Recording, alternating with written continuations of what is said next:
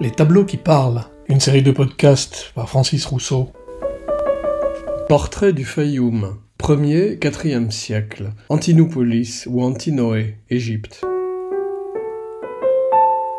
Sont-ils toujours vivants ? C'est la question que posent ces visages surgis avec intensité d'un passé très lointain. Ces portraits du Fayoum, un ensemble de peintures remontant à l'Égypte romaine, exécutés entre le 1er et le 4e siècle de l'ère chrétienne.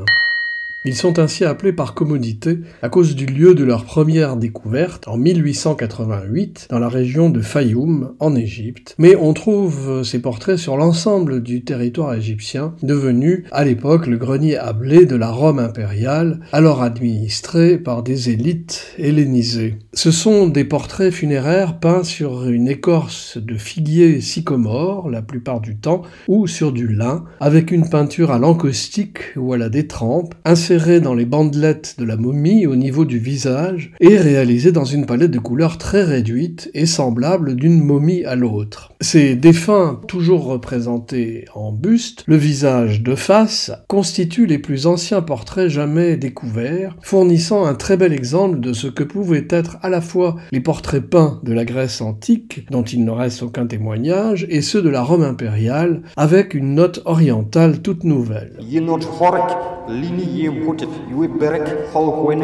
Les portraits du Fayoum, qui nous regardent ainsi droit dans les yeux, du fond de l'antiquité égypto-romaine, avec une intensité et une présence rares, poursuivent la tradition funéraire de l'Égypte antique, tradition de la momie et du sarcophage décoré. Ils l'enrichissent toutefois des influences concernant la représentation du corps, liées aux invasions et immigrations, notamment grecques puis romaines.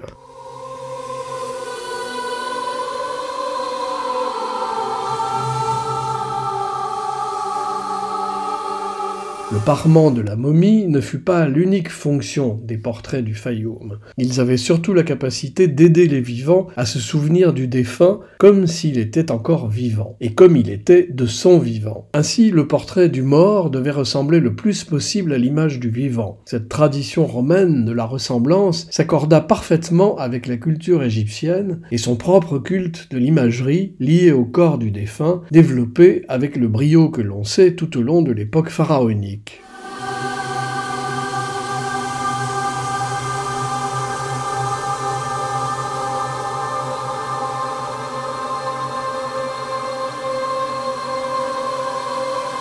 Dans la culture égyptienne, le défunt devait survivre physiquement et spirituellement, et son corps servait d'attache physique aux parties immatérielles qui le composaient, Ka et Ba.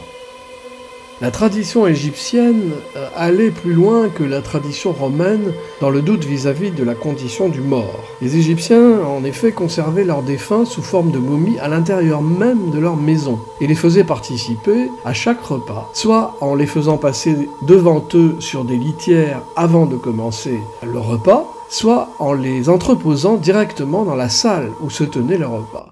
La signification était double. On honorait le mort en gardant vivant son souvenir, et les vivants, en voyant leur mort, pouvaient ainsi se souvenir que l'existence est éphémère et que la mort était la finalité de toute vie. Avec un Fayoum à sa table, certains pouvaient presque douter que la personne était morte. C'est d'ailleurs bien le même doute vis-à-vis de la mort qui persiste encore aujourd'hui dans ces portraits et les rend si troublants et si fascinants 20 siècles après leur création.